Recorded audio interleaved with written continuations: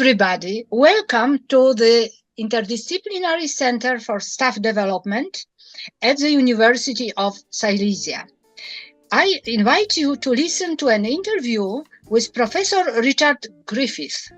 The topic will be connected with the competence management in the university. The interview will be conducted by Professor Olaf Flack and myself, Barbara Korzusznik.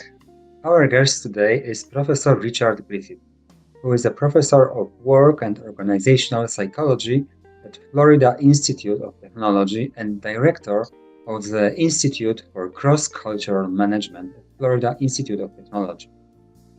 He has published his research results on applicant faking, leadership, and cross-cultural work. His distinguished works consist of publications on cross-cultural issues of management, cross-cultural teams, as well as on organizational psychology.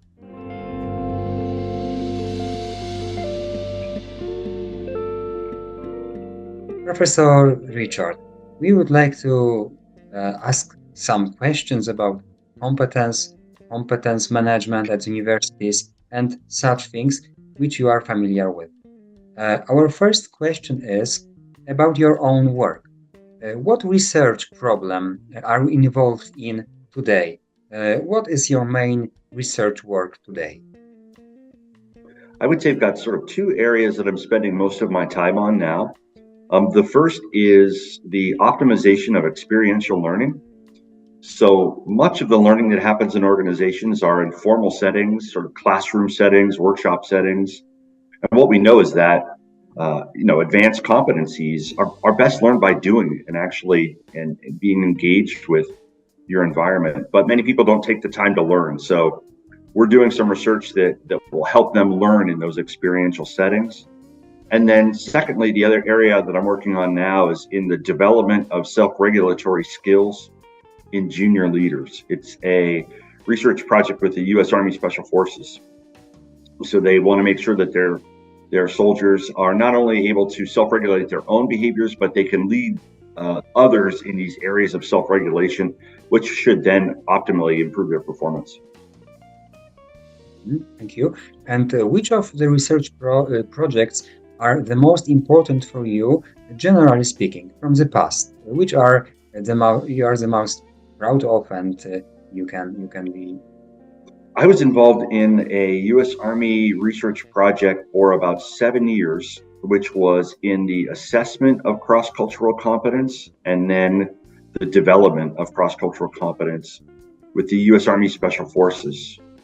As you know, those are small units that often are deployed in behind enemy lines where they don't know the language, and if they're not properly trained, they don't know the culture. So it was important for us to be able to help them identify individuals that could benefit from cultural training and then be able to provide that cultural training so that they could be successful. I think one of the reasons that it was so important to me is that as a young man, I was in the U.S. Army. So I naturally connected with them. And in many cases, learning cross-cultural competence might be a matter of making another dollar or making some more money, business being important. But in this case, it was a matter of life and death for these units. So the outcome of our research had real implications for these particular units, and ultimately was satisfying not only from a scientific perspective. We learned a lot from this project, but also personally satisfying for me. Now I would like to ask you about some important values that are connected with you. We met as internationally spread people, and I know how engaging, how inspiring is international cooperation with you. Please tell us what contributes to the establishment of contacts of a given researcher with researchers abroad. Thank you, Barbara. I think that's a really good question. It's one that often young faculty members don't quite understand. So to me, the thing that is most important is having a relationship orientation. So why do you and I keep coming back to being in projects together? You're my friend. And, and when I make friends around the world and they introduce me to their other friends, and then that keeps happening. So all of a sudden now, rather than knowing one or two or, a dozen researchers, hundreds, because you're thinking about them as people, and you take an interest in not only the topic that they're looking at, but their families and their lives. And then the work that you're doing, for me, is much more fulfilling when you're open to those kinds of relationships. And then I'm not only learning about the science, but I'm learning about the culture of the person and the place that they live. So all of that, I think, is a function of being relationship oriented. And not putting the science aside per se, but the science is only one factor that comes into play in that relationship. But the relationship is the important part. Tell me, can we learn it? Relationship orientation? Yes, I think we can. To be honest, I'm a very introverted person. I have a difficult time having conversations with people. It's not easy for me. But I learned as a young professional that if I wanted to be successful, I needed to focus on relationships. Yes. And I work hard to find something in the person I'm talking to that's interesting. Yeah. And so I don't pretend to be interested. I think that's a terrible thing to do. I work hard to be really interested in a person. And it was a skill that took time to develop, but it can be developed. Thank you for this. Thank you. I think that when the young people will listen to you, it will be confirmed that it can be learned. Thank you. You're welcome. What kind of factors can you find which create the team collaboration? What are the most important team collaboration? To me, one of the things that is important to develop is what we refer to as a safe psychological culture or safe psychological climate, if you will, where people feel that they can say what they're thinking. Most importantly, they feel they can make mistakes. One of the things that I emphasize at ICCM is making mistakes is a good thing, because then we're learning from the activities that we have. We want to make sure we try not to make the mistakes again. So we reflect deeply and think about the mistakes that we've made and put some things in place so we don't make them. But it's a great learning opportunity if people feel that it's safe. If they feel like I'm going to yell at them, or if there's some punishment that is associated with it, then they'll hide the mistakes. And that's the worst thing that can possibly happen, because we're not learning, and then those mistakes will pop up later. There'll be consequences. So I think just making sure that you can develop trust in your team and that they feel safe in terms of their learning, that they know they're going to be developed through this process, that they're going to get better through the research project. I think that overall then you get positive outcomes. Thank you. They are very, very important. I am observing you, and I think that a lot of people looking at you are thinking, what are your competencies?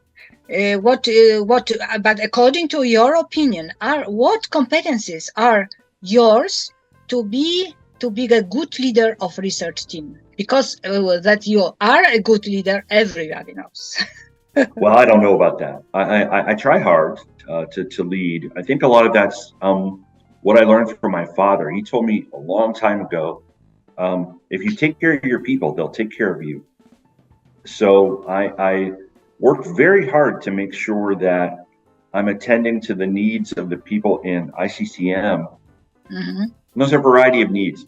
Many of them are intellectual in nature, in that people like to be challenged. They like puzzles to put in front of them. So we work on tackling what are very difficult problems, and we don't shy away from them. It's something I'm always very proud of my people, in that they're fearless. They're just fearless when it comes to research and projects. They'll tackle hard things that people will say are impossible. But that's just one side of it. The other that I really work hard on is to take care of them as people. So I think about the stressors that they have. And if someone comes to me and says they have a problem, no problem. We'll take care of the problem first. The work will still be there. We'll get back to the work. But when I do those two things, I find they're appreciated, and people tend to be highly engaged. in the work that they're doing and highly engaged in the organization. In fact, sometimes too engaged. That's a problem that we run into. We have to slow them down so they have some work-life balance a little bit. But I think that all stems from the lesson that I learned from my father in terms of taking care of your team members. And if you do that, then good things happen. And I don't know if it was I think that it is not something you want to hide, but I think that to make obvious to people that your team, you once confessed to me that your team is very stable, that in the same, almost in the same group of people, you are working from many, many years. So do you think that these factors you mentioned contributed to this effect, or you can add something? What made you so stable, so cohesive? I do really think, again, that it is a focus on people rather than on tasks. We work very hard. I don't know if I'd say we're workaholics, but we work hard because we enjoy our work. But we take the time to make sure that the person is the most important part of the arrangement. And because we do that, I think people tend to be more loyal, and they really do want to contribute, and they want to stay because they're happy, they feel comfortable, they feel respected. I think that's another part of it. I love these kinds of situations because I can brag about my team. I'm lucky enough to lead the best team in the world, and it's a joy for me to work. I mean, I shouldn't even call it work in many ways. It's just a wonderful experience, and I think because they feel respected and they feel they have a home, and no one wants to leave home. Yes, I can confirm. I visited the Florida Institute of Technology once, and really atmosphere, climate, relations between people are very, very person-oriented. So congratulations, Rich. Oh, you're very kind. Thank you. So going back to the competences, I would like to know what was the point, what was the situation when you became aware that you have to develop your competencies as a researcher. It was any special situation or any point that you recognize, yes, I have to develop myself in these areas and so on? I think that's a great question. The process probably started when I was in graduate school, in that I had a very good advisor and we had a good relationship. And so I was motivated to become a better researcher.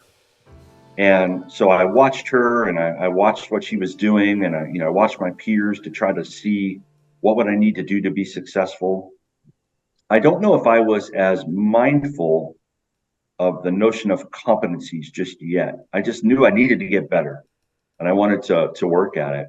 When I started to become mindful of it, was in the beginning of my career as a professor. I had the very unique opportunity that I was hired as a program chair of a program in the United States directly out of grad school. So one day I was a student, and the very next day I was the chair of a program. And I had to develop other people and start to think about their development. And then when I was doing that, that's when that notion of competencies kicked in.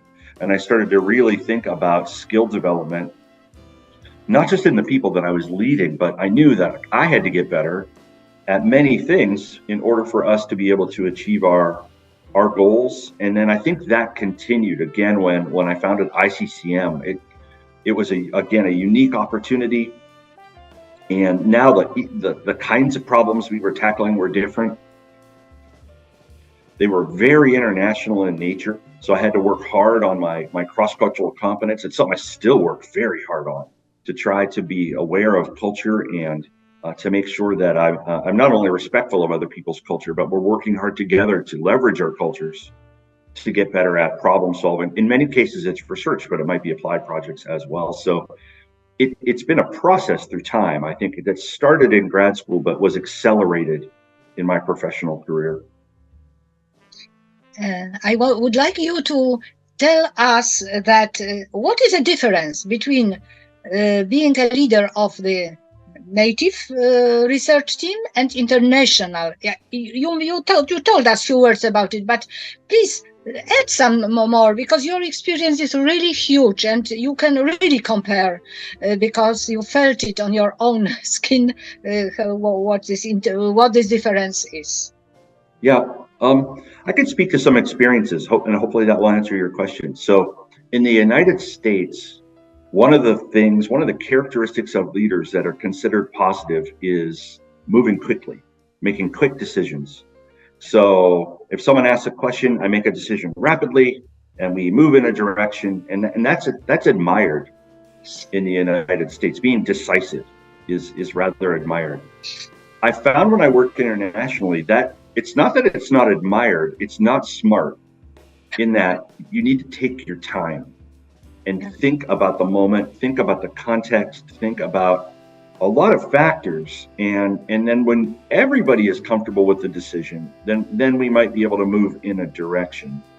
That if I move quickly, I'll make a mistake. And I make mistakes anyway. I mean, if you ask, I've worked hard to get better at being cross-culturally competent, but I make mistakes every day. Culture is really difficult. But if you're learning from your mistakes and people see that you're trying to get better, then they appreciate that. And I think speed is a factor. If I just walk in and do it like I was going to do it at home, then I'm not trying. I'm hoping. And hope is not a strategy. I think you want to be strategic in when you're approaching these things. And what I would say is that my international experience has made me better as a domestic leader, because now I go back and really, I shouldn't have been so fast to begin with. I should have taken time and listened to people and slowed down and thought about context. So I find the skills of cross-cultural competence are just good people skills that can be applied even in a domestic setting. I found that they've helped my leadership. I don't know if my team would say that, but I feel that I'm better as a leader because of my international experience. What to make you more nervous in the situation, when you are internationally engaged as a leader, and what behavior of instead of this running time of this time issues? So if I follow you right, what makes me nervous when I'm in international? Makes you nervous when in behavior of participants of these international teams, research teams? I'm glad you asked that. So Barbara, I've known Barbara now. Barbara, maybe it's 15 years, maybe more. Maybe more.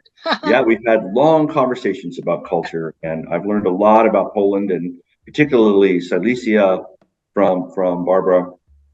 And in May we will meet again during the Congress. Wonderful. So I'm so happy. Yes.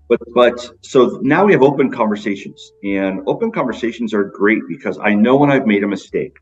If I make a mistake, Barbara will be kind enough to say, "Oh, Rich, you're silly, you made a mistake." Yeah. And then I can learn.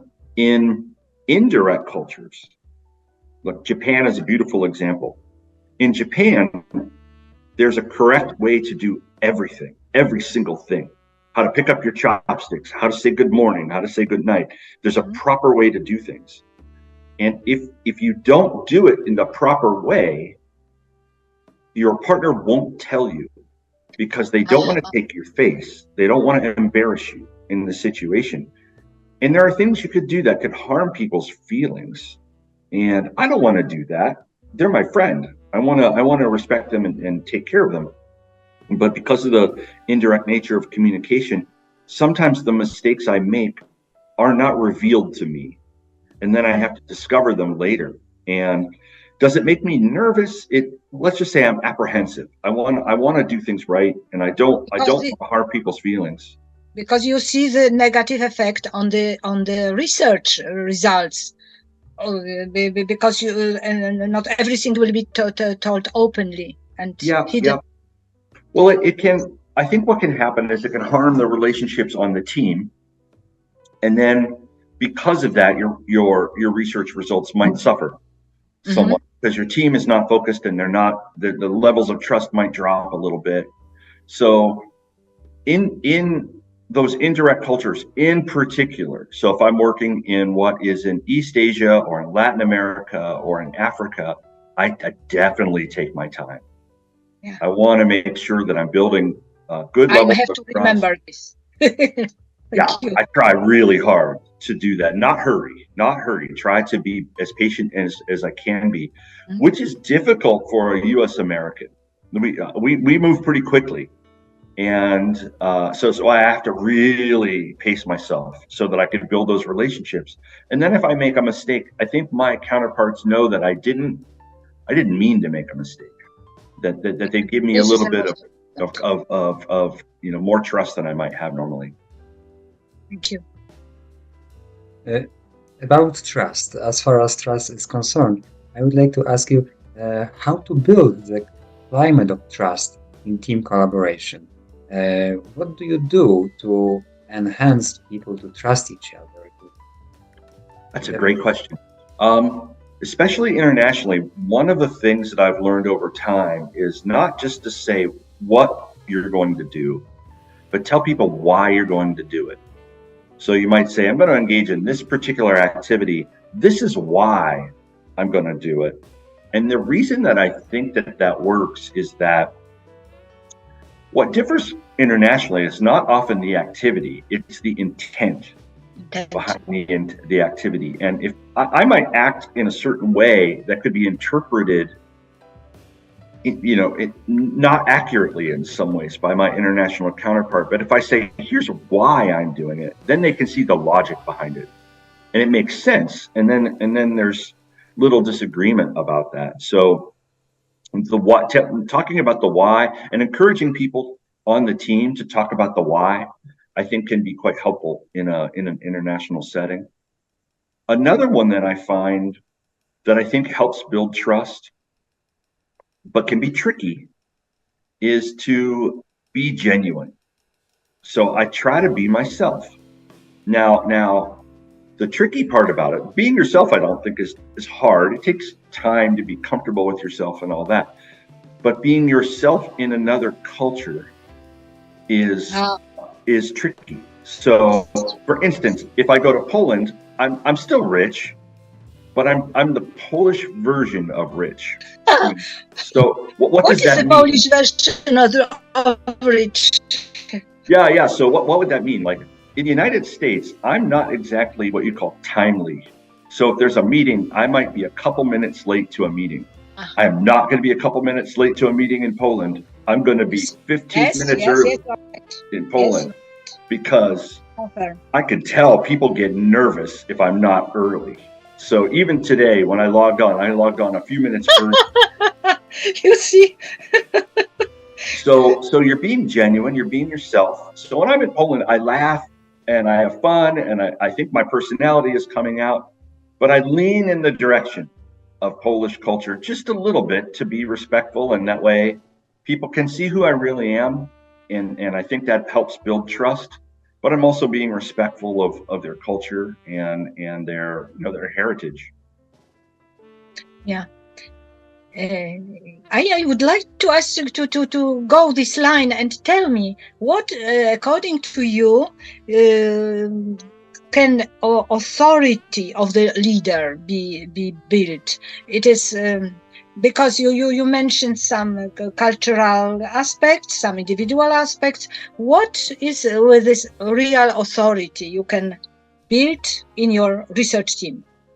What is cherished by especially by research workers? Let's focus on these special teams. So the first thing that I think you have to have, it's almost a baseline, is you have to be an expert in the area that you're doing research. You need to know everything that's been done in this particular area and be well versed in the research, in the concepts. Now that is a baseline. You have to have that. If you don't have that, you won't have authority. It's impossible. But I think there are things on top of that that are helpful. I've mentioned relationship orientation, and that might be the next level that you need to be able to have. There's a certain level of confidence that's necessary, but it's a balance with humility. It's important for me, for people to understand that I'm learning too, and I'm open to learning, and I'm not going to hide the fact that I don't know everything. That when we are studying a new phenomenon, that I can learn from my teammates as much as they learn from me, and I don't pretend otherwise. Mm-hmm. So that humility, I think, works quite well internationally. In the United States, it might not. I think in many ways people they expect their leaders to know things, but internationally, humility, I think, is a part of the equation of leadership. So understanding your topic and being expert in the sciences is important. Taking care of your people, and then approaching it in a confident fashion, but also being confident in your humility, I think it's an interesting balance to be able to strike. Yes, I agree. I fully agree with this. Mm-hmm. But maybe from the more negative side, when I'm looking at it, there is another term in English. One is humility, and the other one is humiliation. So Yeah. I am also because I am interested in this topic. That in research work, there is one step to humiliating someone else for everything, for lack of knowledge, for young age, for some other aspects. This is very dangerous, and sometimes research teams are close to it. I was observing, and I hope that this doesn't last longer, but it was really dangerous. Yeah. I don't know if you know the researcher Michael Zicker. Michael Zicker is a friend of mine. He is a professor at Bowling Green in the United States. And I've learned a lot from him. So one of the things that I found so attractive about the work that he does is that he does the science and he lets the science do the talking. He lets the data do the talking. If he's wrong, if someone comes out later with a study that shows that he was not correct in his assertion, Mike doesn't defend it. Mike just says that's science, and we learned from that, and let's move on. And to me, you can't humiliate Mike Zicker, because it's not his pride in his paper, it's his data in his paper, and he's a scientist, not a salesman. Yeah. So I think if you approach the problem with that kind of mindset, that you're almost every paper you're going to write is wrong. It moves science forward a little bit, but it's not 100% correct. It's just your insight in the moment based on the data. Yeah. And the very next paper that you write will be better, and the next project you do will be better. So just do the work and advance, and then leave it behind and continue on in your career. It's difficult to be humiliated when you're willing to give up those things. Yeah. Thank you very much. This is very interesting. Mm-hmm. And I would like to ask you something about team development. How you can recognize that your team is better and better? Do you have any parameters, measures, or any other techniques to check that your team made the progress? Absolutely. It's a big part of what we do at ICCM is to make sure that we are measuring the learning, measuring the performance, measuring the customer's experience. So all of the members of ICCM are going to get performance feedback, and we attend to their performance very, very closely. Now, they get that from a variety of sources. So ICCM has about 50 people that work in it. There are about 39 different projects that are going on at any one time. So do I know the tasks of every single person that's involved in every single project? No, I couldn't. I'm leading at the strategic level, but on each team, there are going to be team leaders that do know intricately what the performance of the individuals are. They're going to report to what our portfolio leaders, who then have a different picture, probably more based on the outcomes of a project than the behaviors of the project. And then I have a real good sense of how that feeds into what is the overall strategic vision of the organization. So each of those sources for feedback is important. The person needs to really understand it at a behavioral level, and then what are the consequences of their behaviors. One of the things that I do to be able to gather that information is I work really closely with our customers and our strategic partners. So I'm talking to them about what are the results that they're getting back from the work from people in ICCM, so I could find out, are they satisfied? So our goal is always to exceed the expectation of the customer or client. Whatever they thought they were going to get, we want to give them +1, so that they're very, very happy with the work that they're getting. And then I seek feedback from them. So I can give you an example. I had just this morning a meeting with some of the folks that are working in ICCM, and many of them are PhD students. They're preparing a presentation for Johnson & Johnson, huge multinational company. The project is a $6 billion project that they're working on, and they're putting together a brief for what is the executive team of Johnson & Johnson. At most universities, the professors at the university could not get a meeting with the executive team of Johnson & Johnson. The president of a university couldn't get a meeting with Johnson & Johnson, but our students are going to get to do that. And when I hear they've done a great job, and the executives of a multinational company say, this is fantastic work, you've done a great job, that's great feedback. And then now we're able to go to the folks in ICCM and say, you've done a good job, and here's the things that contributed to that excellent work. So I know that's kind of long-winded, but multi-source feedback, understanding what is the value of the different sources of the feedback is really helpful. And then being able to give that feedback back to the people in ICCM in a debrief that helps them make sense of it and help coach them so that they're getting better along the way, allows me to really see their development and then see their performance, where they're at that stage of their career. So the key word is feedback, the right feedback. I think so. Thank you. You're welcome. Rich, next question. What competencies in your team members do you value the most? Of course, you have a lot of team members, but just you have different configurations, constellations of them. But could you give us some examples? I'd be happy to. So it's interesting because I tell this to all my team members when they're working for me and they have a project. What I'm looking for is the project to be on time, on target, and no drama. So I can break those three things down in some ways. So no drama. Emotion, okay. activity.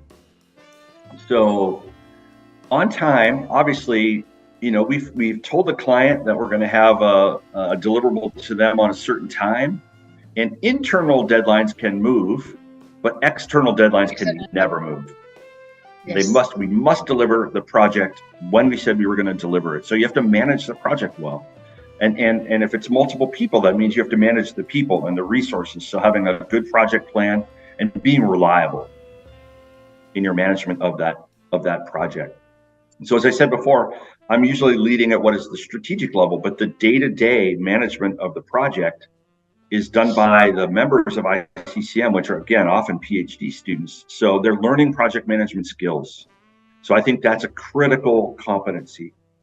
On target, the second part of that phrase that I use is really deeply understanding the requirements of the project from the client's perspective, not our perspective. What does the client want?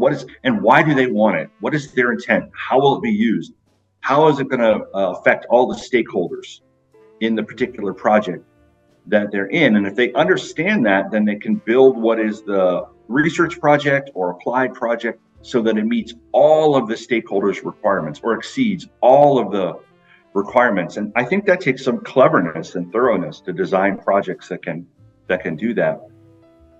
And the last one, on no drama, is maybe that's an idiosyncratic requirement of mine, but I like to work in a place that is fun, that I can laugh and then I can learn. And some people bring in problems, Yes. and complain, and they get Negative. Yeah. overly excited about things. And I get that, but take care of that on your own time. Don't bring that into the team because it's contagious. It gets the team agitated, and then they are nervous. And so I like people that are calm and that can have fun and laugh at work and enjoy their work. And then it's a fun place to be. And our teams are, we're getting a lot of work done, but everybody's enjoying it. And you don't get negativity in the team, which can spread and cause problems. I thank you.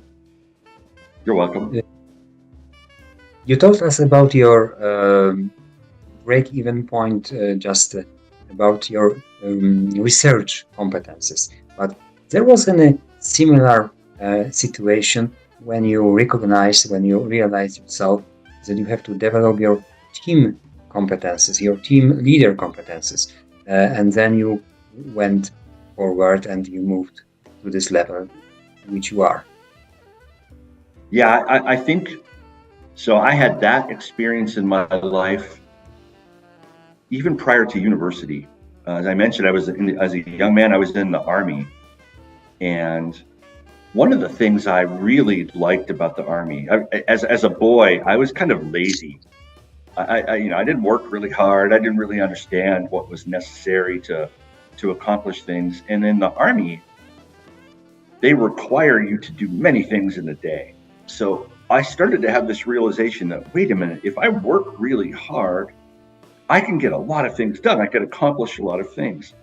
And then the next step in that thought process was, wait a minute, if I could get my team involved, I can get even bigger things done because I had an extension of my thoughts, and there were people that could tackle these tasks. I just needed to learn how to do that. And I would think that my style now is very much like it was when I was in the Army, in that I wanted to take care of my people. I wanted to make sure that they were safe and they felt that they could be developed, and that overall they were going to grow as people and they were going to grow professionally. So a lot of my leadership skills, I think that I leverage now, it's almost as if I'm still in uniform. It's all, it really is similar. ICCM in many ways is similar to the units that I used to run when I was in the Army. And in fact, the size of the unit is roughly the same. I've had many opportunities to be promoted into what would be positions where I could lead larger units, but I don't like that. I like to lead small units. When I say small, less than 50, because then I know people and I'm leading person to person rather than looking at a number on an Excel sheet and saying, oh, you must do this, we must meet this metric. And I don't find that very appealing. So I like what I would call small unit leadership, at the platoon size type of leadership. Mm-hmm. And now my next question is connected with internationalization of your university. I know that you were very, very on the very top in a lot of rankings in USA in this area of internationalization. And it requires some innovative approach, I think, to be on such a good level. Please, could you tell us, what do you think about employees, about people, workers, university workers' competencies, which make university innovative and open for the different experience? Yeah, thanks. That's a really good question. So one of the things that I think can kill innovation or can stifle innovation is strong central control. So if you have what is leaders who are at the top of the organizational ladder and they make all decisions, then why would an employee be innovative?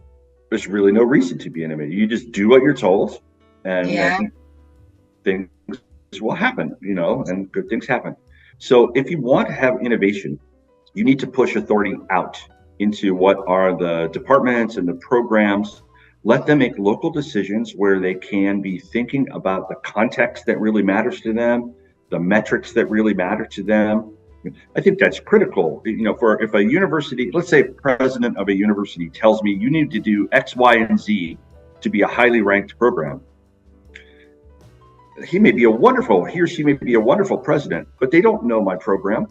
They don't know my field. They don't know what's valued in the field. They're going to view it through their lens, and their lens might not be the appropriate lens. And this is just a function of the similar way in cross-cultural competence. I don't know the Polish lens. I try hard to learn it, but I would never be arrogant to be able to say, this is the way we should do it in Poland.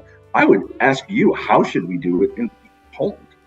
And I think university administrators need to be doing that in the university, going to their heads of their research institutes and their programs and their departments and saying, how should we do this in order to be great and innovative? And of course, they need to work with them to be able to get that integrated into a strategic plan in what ways make sense and where they want to prioritize in the university.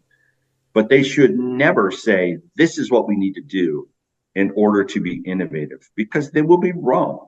And no matter how brilliant they are, they just won't have an understanding of the context. So I think trust your people and get your people involved in the decision making, and you'll get better outcomes than if you are arrogant and don't trust your people.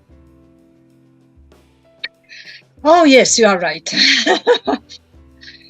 Yeah, I see the big openness in this approach which you described a while before, and that's why I would like to ask you another question.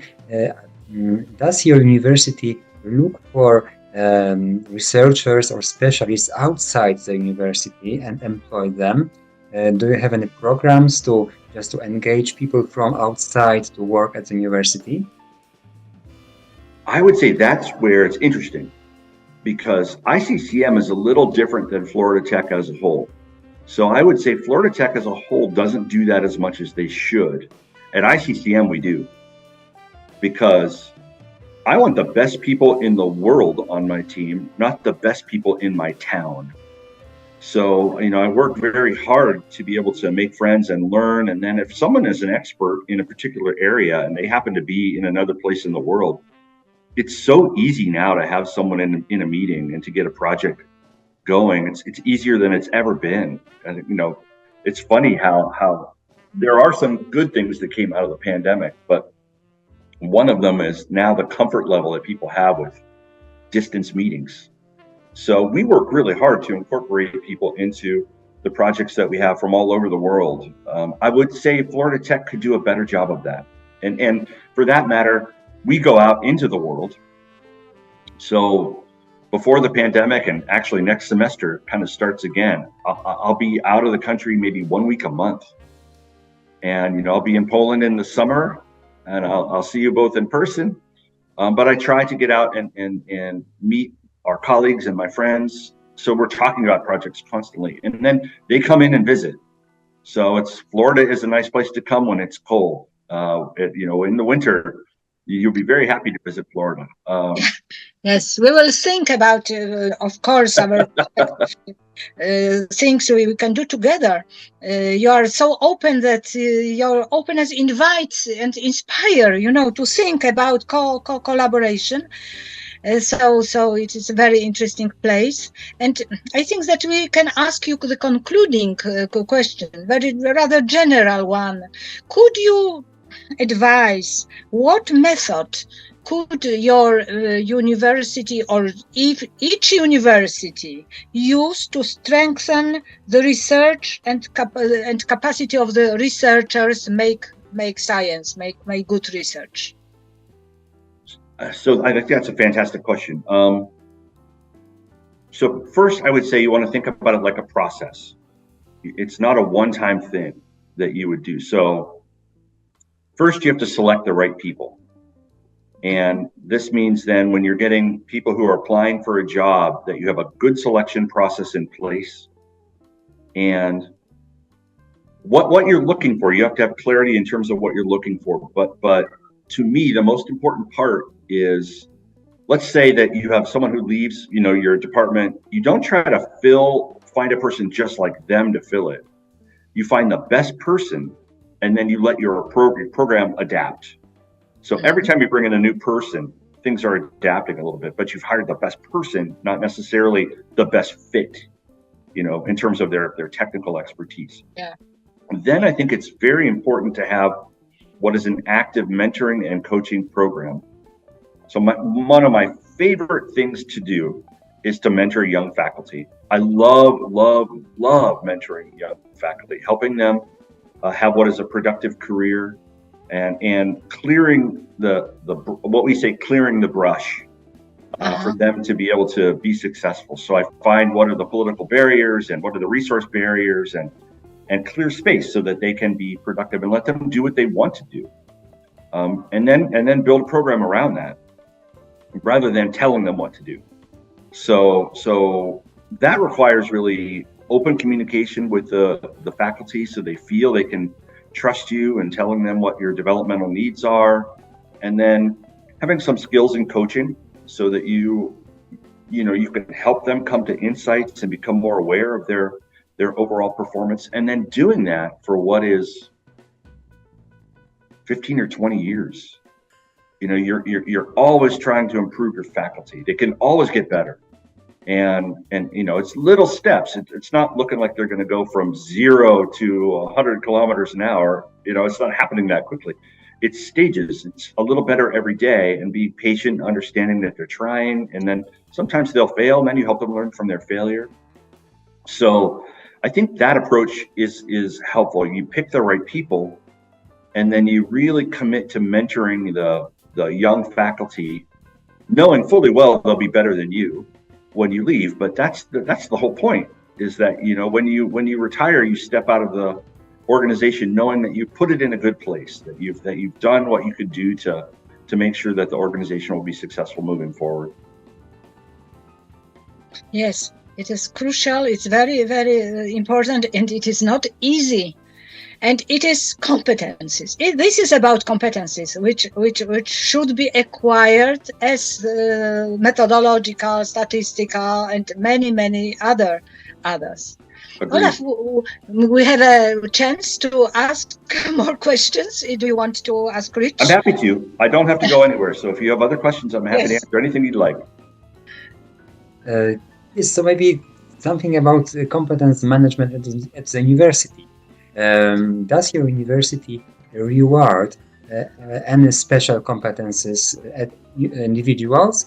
If they are good at something, they can get some prize, some awards, some additional incentives? Yes. So our university has a couple of programs.